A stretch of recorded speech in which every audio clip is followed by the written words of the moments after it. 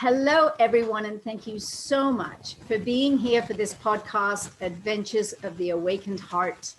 My name is Julie Tara, and I will be your host and interviewer today. And the reason for this podcast is I really felt called to do this because we are having such a challenging time at the moment in our world with a lot of isolation and loneliness, and our hearts are breaking on many levels.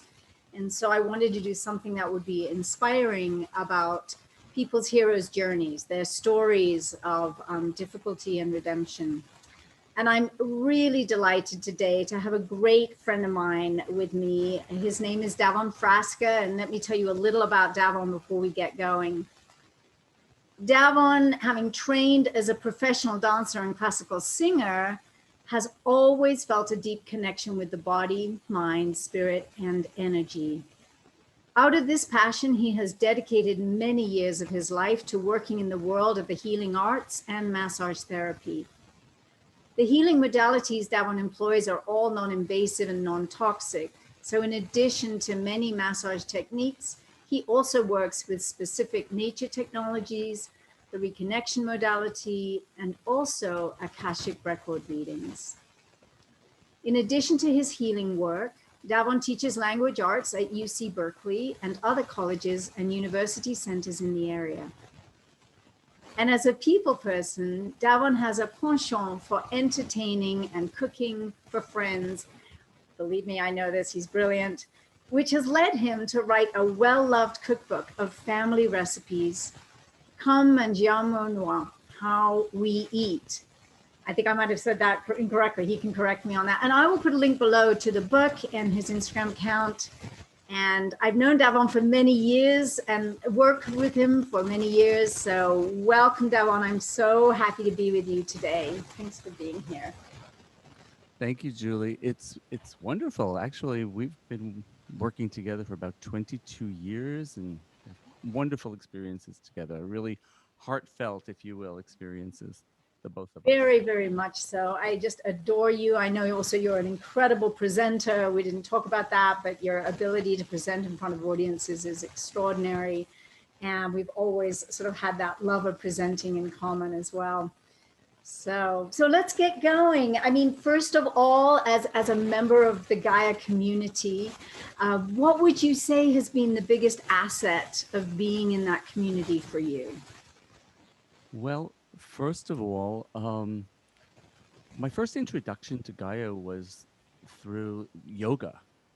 They had the complete series, I think, of Rodney Yee, and I've always liked Rodney Yee. I think he was actually a teacher here in the Bay Area where I live, and I just liked his style, his approach, and I was getting, I think, like what were they like VHS, and they were from, I guess it was Gaiam or whatever they called it, and it led to this. When I found that they were streaming, that's when I became a member right away.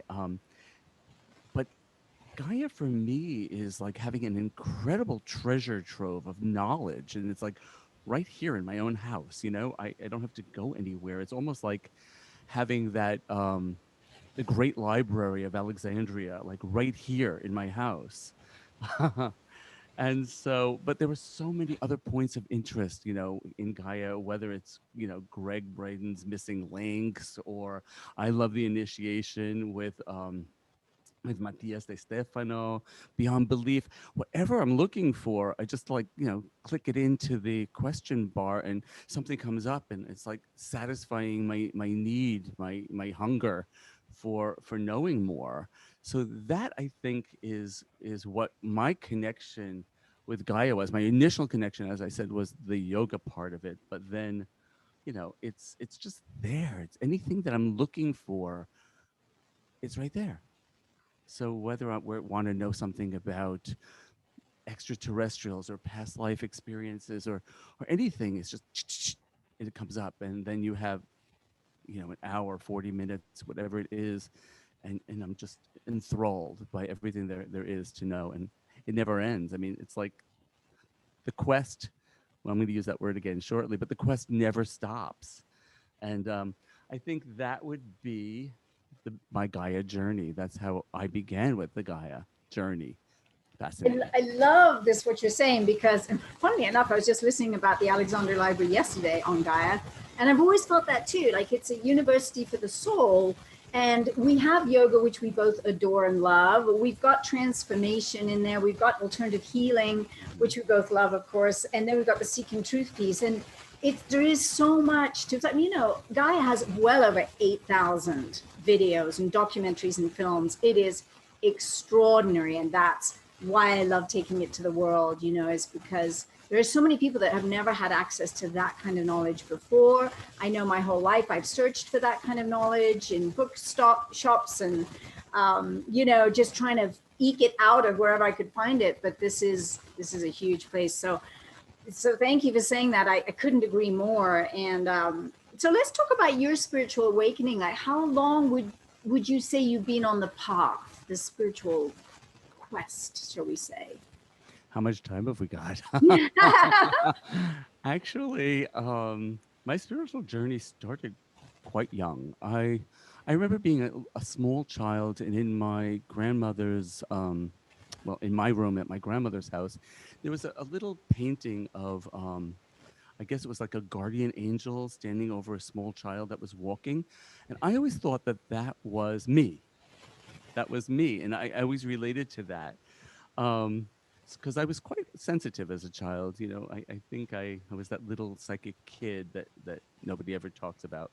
But as a teen, as a young teenager, I was already doing yoga like twice a day, every day.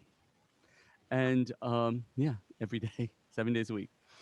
But I think it was probably, I was about 15 years old, and I stumbled upon a bookstore in Manhattan called Quest. And I Sounds think perfect. I know, and I think it's on 53rd Street. I was probably at 15 years old, and wow, I was like, you talked in the intro about books or something, and I was like mesmerized by all the books they had on angels and fairies and channeled information and past life experiences and reincarnation and astral travel. And it was mind blowing. It was like, oh, as a small kid, this was like a vast treasure trove to stumble upon this, all these things that I wanted to know about. And so I left that bookstore at 15 with like 3 books. I still have them. One was about on angels, one was on fairies, one was on, I don't know, spiritual forces of nature.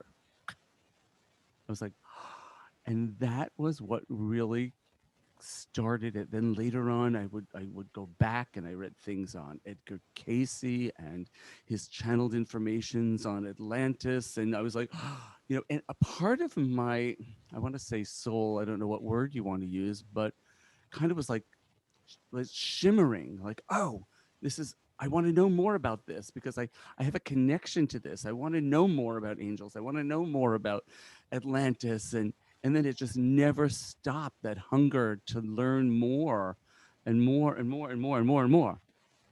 It just kept, you know, going and kept going and kept going. And um, that would probably be it. Later on, you know, it was more learning how to channel, using crystal energies, and, you know, practicing Buddhism, and just kept going until I became, you know, working with the healing arts. So it started pretty young, you know, Very young. at 15. You know what's so interesting? We've never talked about that, but I think I was 15 when I first saw the film Chariots of the Gods, which is, you know, Eric von Daniken's work, Mm-hmm. right? And I remember my first boyfriend took me to see that, and I was like, yeah, that makes complete sense to me. Why don't we talk about that? You know, and so that was, you know, and of course Eric von Daniken is on Gaia. And, you know, a lot of these things we have talked about, angelic presences, which we both feel strongly, fairies, we love the fairies. We've worked with the fairies with our work, right? You know, with nature's technologies for many years. And we talk about that. And it's one of the things, I feel like you're such a kindred spirit you always kind of get me, and I feel like I hope I also always get you. You know, like we know where we're coming from and our passion for the unseen. That that experience at 15 of walking into that bookstore is very akin to about Gaia. I mean, everything is there. It's right there. It's like a videotheque instead of a bibliothèque. It's a videotheque. It's quite amazing. Oh, I love that. I've actually never heard that term, and I'm sure it's out there, but I've never heard it before, and I love that. I think we should, yeah, work with that video tech. It's brilliant. Well, let's talk about the awakened heart, and for you, like in your life experience, what does the awakened heart really mean to you?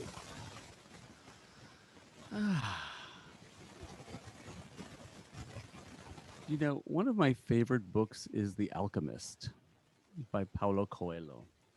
And I read the book at least once a year.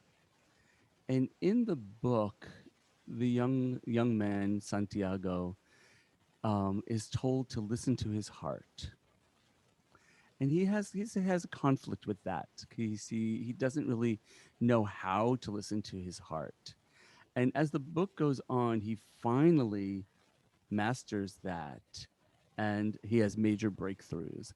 I don't know if the listeners know the book, but it's a wonderful book about having a dream and trying to fulfill your dream while obstacles are coming up. And then the part where he talks to his heart, it's later on in the book. It's probably, three quarters of the way through the book. um and then he has this inward journey of listening to his heart. That's really important. That was really important for me, because the heart for me is how we connect to spirit. um, I was taught that spirit resides in the heart.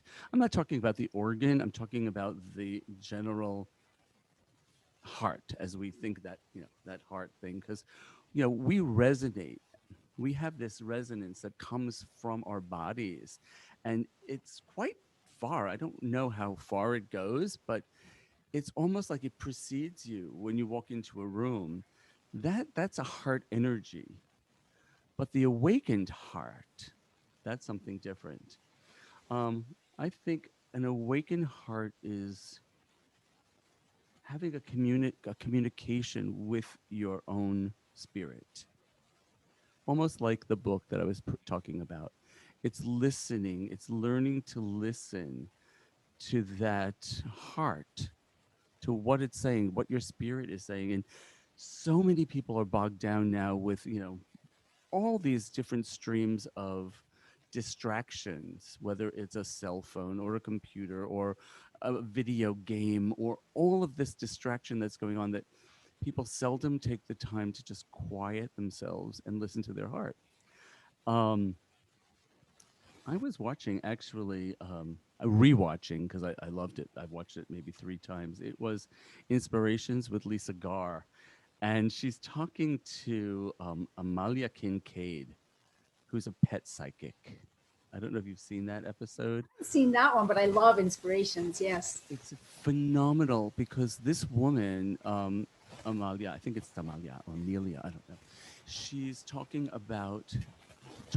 to tigers and sharks and these animals. She's this pet psychic, and they go into it, and she starts to talk about, well, how do you connect to a shark? How do you connect to a tiger? And she brings it to the heart. She says, you quiet your mind, and you send this vibration out to the animal, and the animal in turn sends a vibration back to you, and that is the communication. So this is all part of, for me, the awakened heart. It's communicating with that spirit within, for me. And so just recently, it was probably not even 6 months ago, I started to study with Sonia Choquette. She was also featured a lot in Gaia. And she teaches us how to quiet our chatty minds because that's your ego. It's like she says, the mind or the ego is trying to protect the body, but your heart is trying to fulfill your soul mission. You know, we so it's like if you wanted to go skydiving, for example, I'm just making this up, your mind would be saying, that's dangerous, don't do that. And your heart is saying, that's so much fun, do it. So it's a question of learning how to do that, how to just listen to your heart. Um, I think it's a think lot about, she's just sorry, she's just such a beautiful example of somebody who's so joyful and so lives from her heart, Sonia Choquette.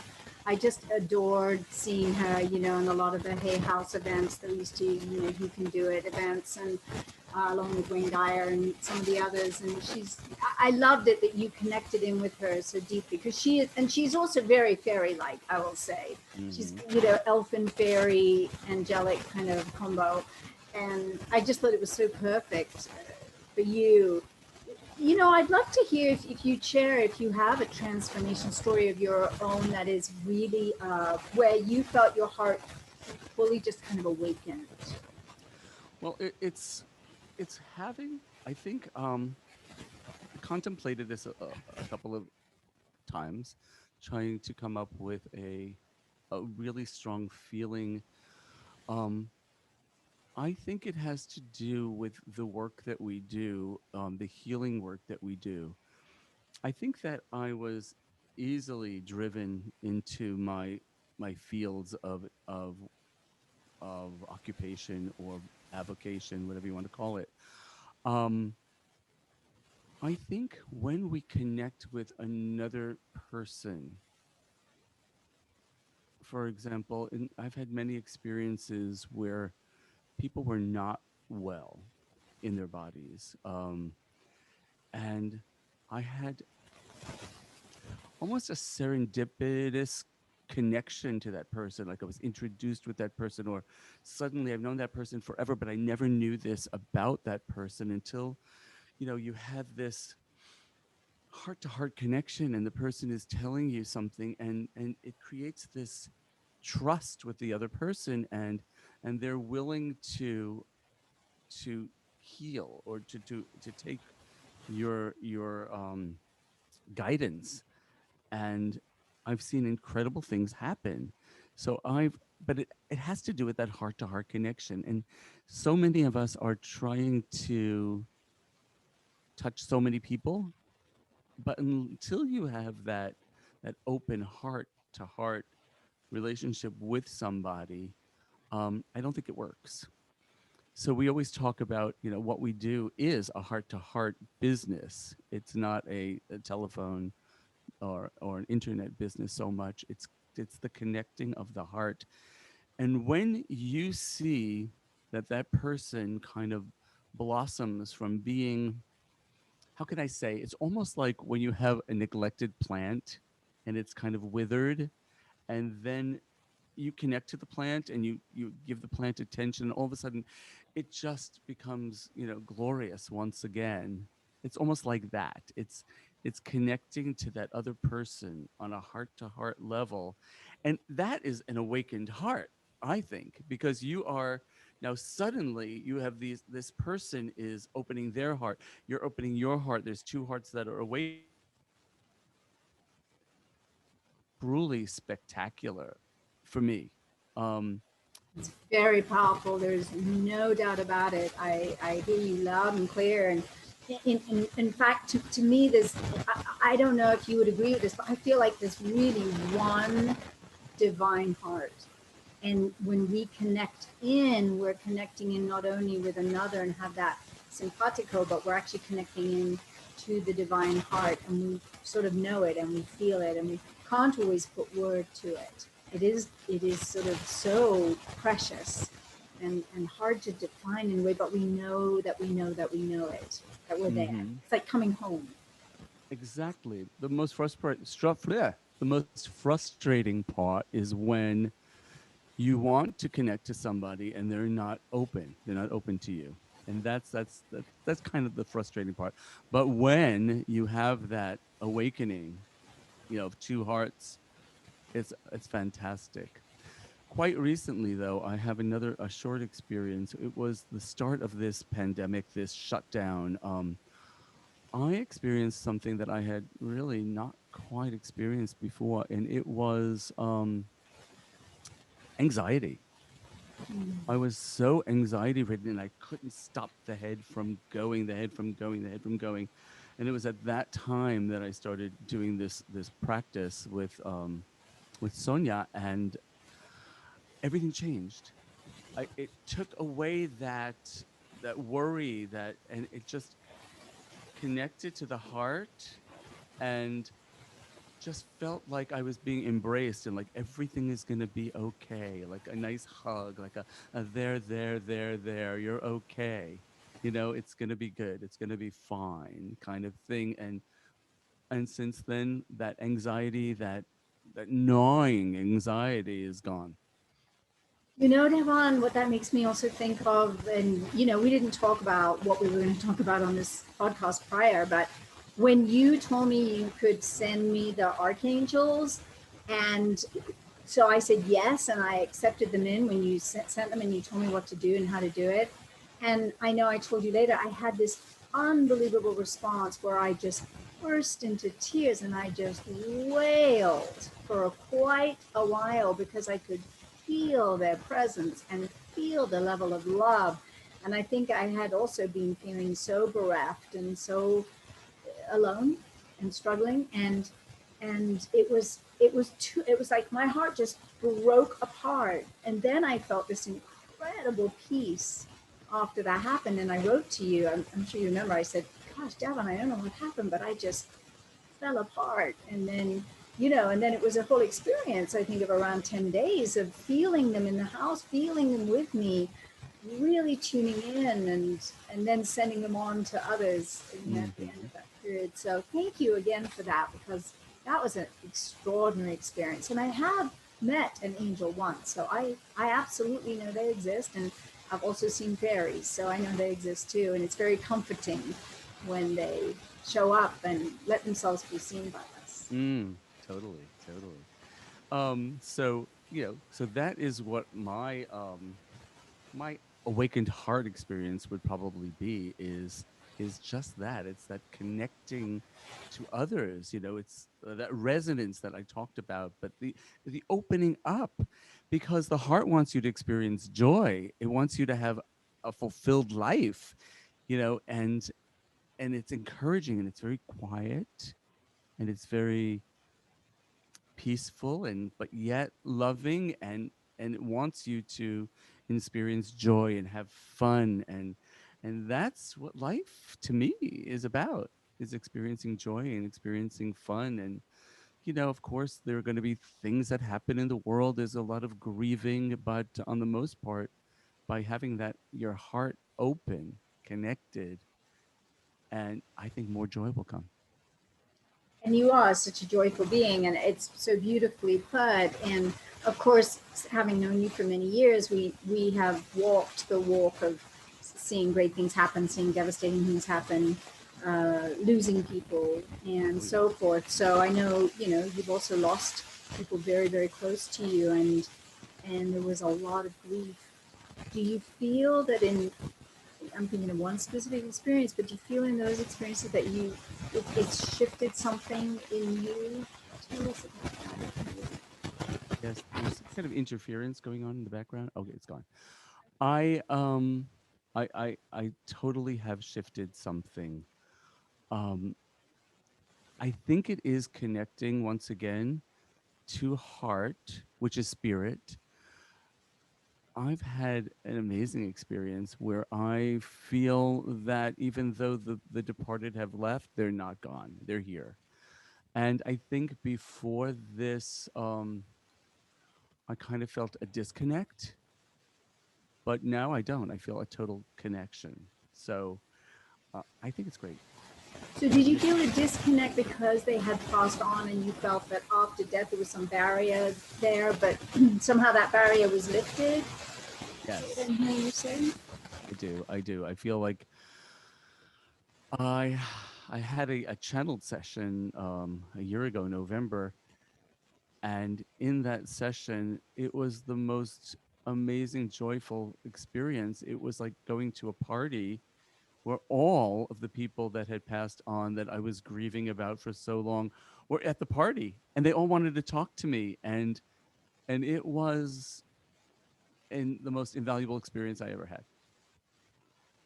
Wow, Devon, I think this is so important for people to understand that. And I know that you and I've had those experiences, and I've always been blessed that people will come from the other side when they really want to talk with me or have a message for someone else, Yeah. especially if I invite them. They don't usually crowd in on me, but if I invite them, they'll very often come and speak. And sometimes it's, maybe a child that's died tragically in an unexplained way, or things that are mysteries, and therefore you can just bring the comfort to that other who's grieving, still grieving, maybe even 20 years later, to say, oh, he's all right, she's all right, and she wants you Hmm. to know that she's all right. And, they give messages. So I love it that you had that experience yourself, especially with people that you have personally lost, that has been so devastating for you, because I certainly know you've been through that more than some others I know.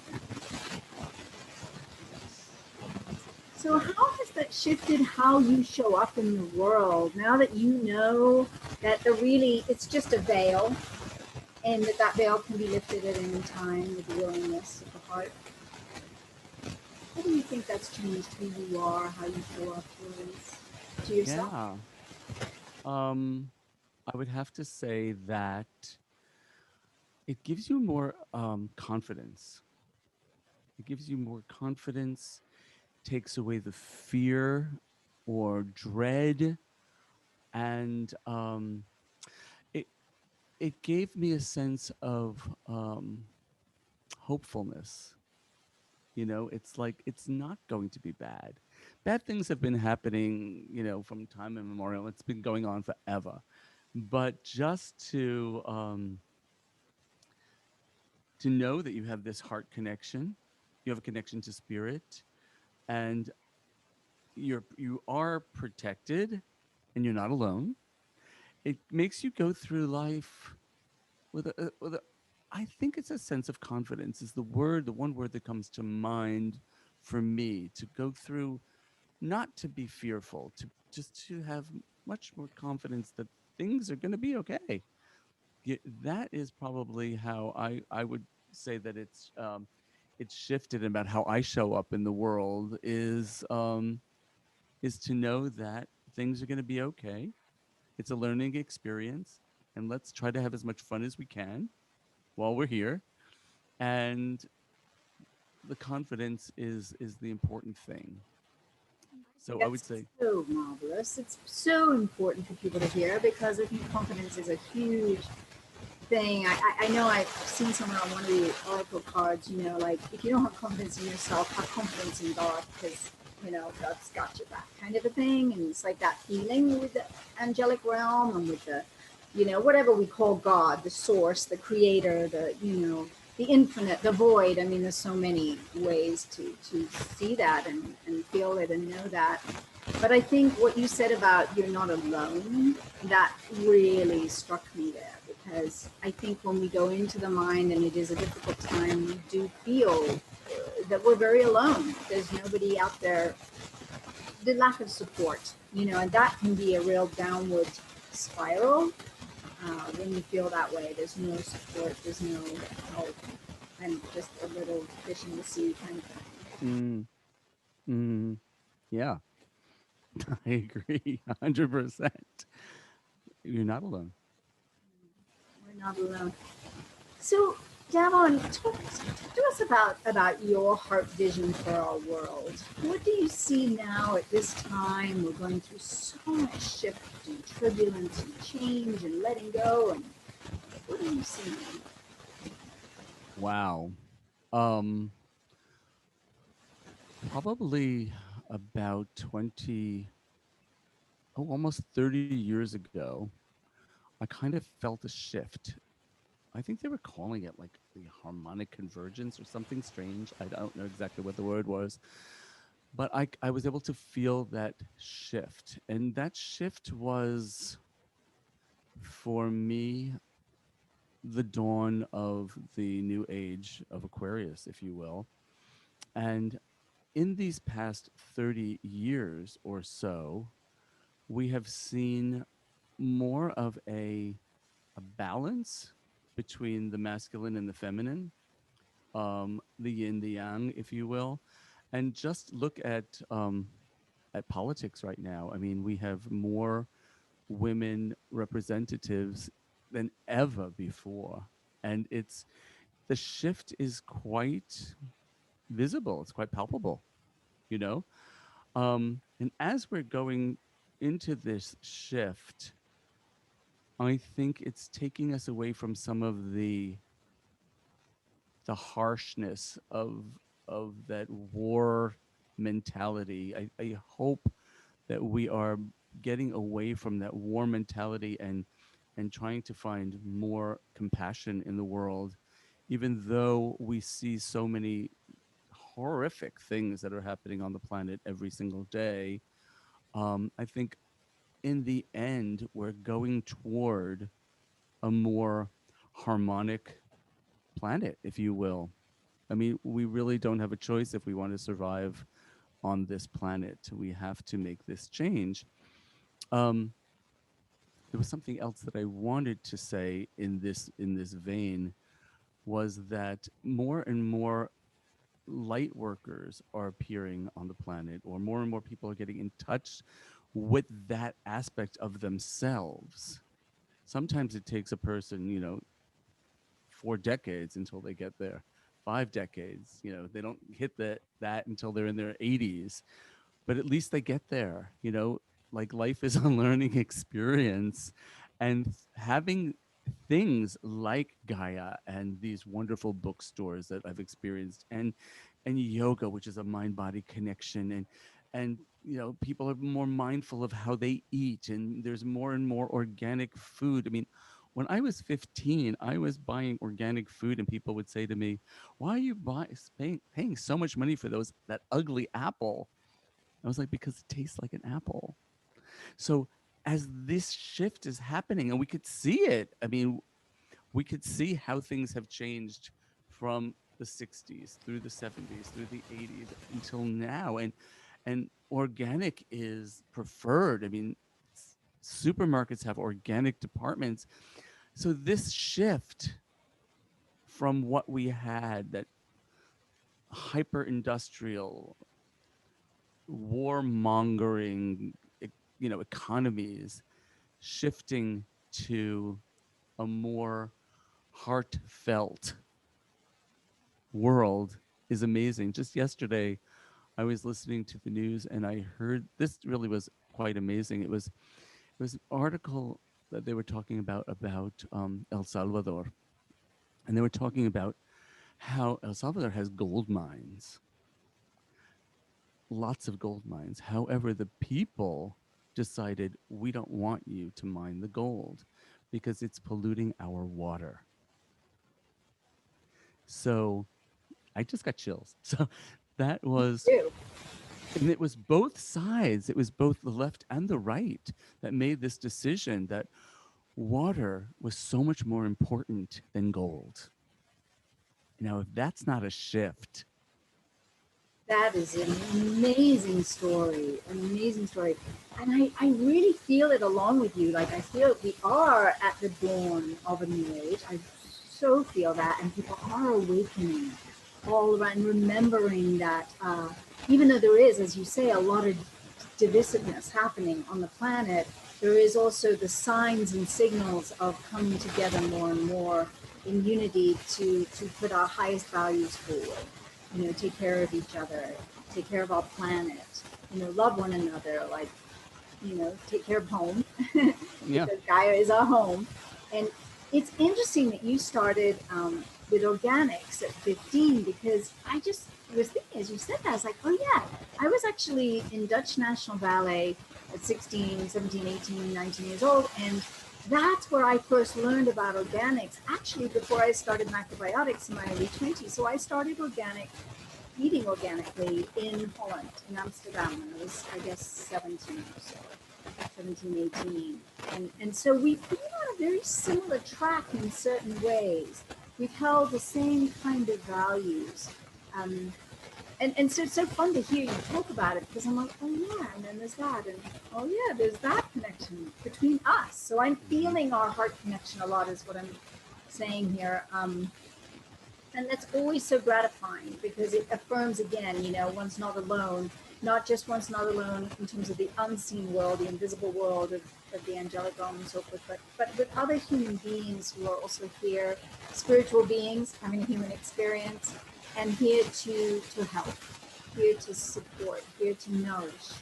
And you nourish, like, your food when you have your lovely dinners that I've come to your dinner parties and so. I mean, they are the best, Davon. You are such a generous host.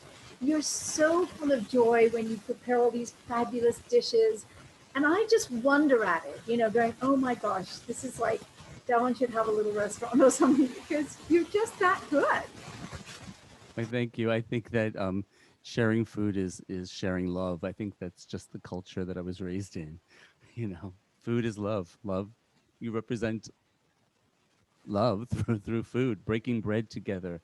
You know, I teach international students as well as all the other things that I do, and I remember a time when there were like little clicks in the classroom.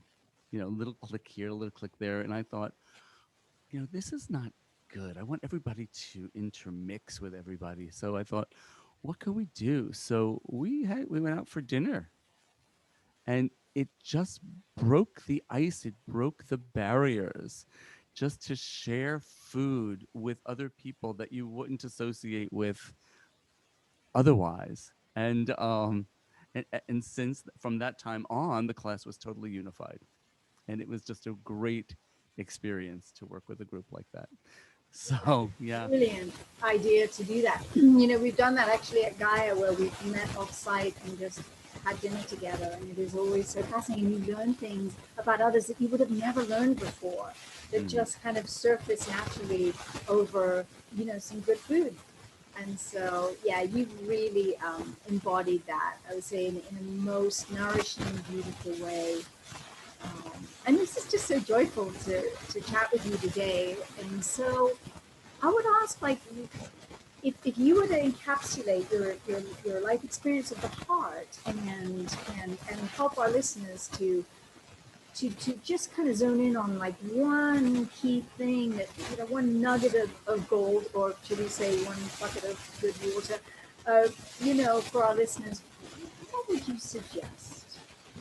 I would highly suggest that they really take a moment in their day. It could be first thing in the morning, it could be a stressful point in the afternoon, or before bed in the evening, and sit quietly, put your feet on the ground, and take some deep breaths, and ask your heart to communicate with you. If you take a deep breath and just focus on that energy, and then ask, but you have to be quiet. If you breathe, take some deep breaths, it kind of shuts the mind off for a moment, and then just ask a question. You may hear something, you may not, but just make that connection. And I think the more you do that, the the more you will make more connections and make better choices, and shut off the interference all around us. I mean, it's really important that people take the time to shut it off. If you're not going for walks in the woods, shut it off in your house and just take a moment. It's only it could be a couple of seconds, actually, or it could be longer, but make that a practice, you know? Drink water and make that a practice every day, no matter how short it is, but just take that time to connect with your spirit. I think that is the key, I think, that will make shifts changes happen sooner. I absolutely agree, and I think we don't get taught that, do we? We don't really get taught to just stop and listen to the heart. And you know, about a year ago, I went out to HeartMath to work with them, and that we were helping them create a series, you know, for Gaia, and it was really exciting. And I, you know, met with the founder of HeartMath, and we sat around a fire, and it was just outside in all these beautiful, beautiful redwood trees, and it was like a cathedral. And I was so moved. I was like, wow, this is more blessed than any cathedral I've ever been in, you know, as far as a building. This is like, wow, nature and the stars and the fire. And really, we just sat in silence for most of the time. We just got in resonance in the heart. And it was so beautiful, Davon. It was honestly one of the most beautiful experiences of my life. And I was like, that's what HeartMath is really teaching. Yes, there's, you know, techniques and things to do, but it's just what you said. It's getting really quiet, stopping for a moment or two, and just asking the heart, and then listening. You know, heart, what are you asking of me right now? What do you need right now? Absolutely. Absolutely. Thank you so much. So I feel like we've sort of come to our conclusion, although I have to tell you, Davon, I feel like we could talk for hours and hours about this. So it is such a pleasure to have you on, and thank you so much for being with me and being willing to, you know, embark on this adventure of the awakened heart with me. And it's just a real joy. You are really a precious being on this planet. I'm so grateful to know you, to be your friend, to work with you. You really are. You've always given me such a sense of knowing that it's okay to love the fairy kingdom, to love the angelic kingdom, that it's not weird or strange. It's actually really natural and normal. You've always helped me with that. And I just want to say thank you from the bottom of my heart to you. Well, thank you so much for inviting me. It's been a pleasure. So thank you everybody for listening also, and I want to really encourage you that you join the Gaia community. I'll put a link below. I'll also put a link to Davon, and just join us and start exploring the beauty of Gaia and what it offers. There's so much there for you. So we love our community, and Davon, I love you, and we will talk soon. I know that. Many blessings to everyone out there, and just remember, you are absolutely not alone. Not ever. Not ever. So thanks so much, and we'll see you soon. Bye for now.